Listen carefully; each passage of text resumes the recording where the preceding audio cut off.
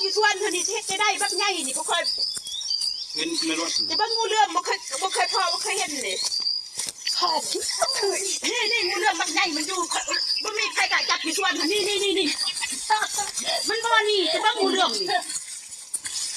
ยินบ่พอเลื่อมใหญ่บ่ใหญ่เอ้ย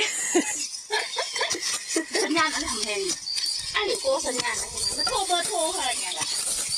งูเลื่อมจะบักงูเลื่อมนี่งูเลื่อมมันบักใหญ่พวกมันไม่ใครกล้าจับกระเด้าสังเดนสังอันอุ้ยสักมาจันคันบ่อันอุ้ยรักอันกระจิ้วสิเด็ดอันกระจิ้วสิเลยอันกระจิ้วสิเดาเย่จิ้วรักจิ้วจะบังก็ไม่ทันไงนี่นี่งูเลื่อมสันคาไม่มีใครกล้าจับขันที่บังหันพวกเขาทายใกล้เลยนะหันงูเลื่อมไม่มีใครกล้าจับอยู่ให้อันนี้ส่วนใหญ่ลีล้อหันเด้งูเลื่อมไม่มีใครกล้าจับอยู่ให้นี่บังหันหันเขาถ่ายคู่วิดีโอบังไล่คนน่าจะได้ประหลัดสำนักกล้าใจตัวคุยนี่บังใหญ่สันคานี่เขายานถ่ายใกล้ๆเลยนะใหญ่เลยมาถ่ายสัญญาณทั้งก้อนตูดเนี่ยรักเลย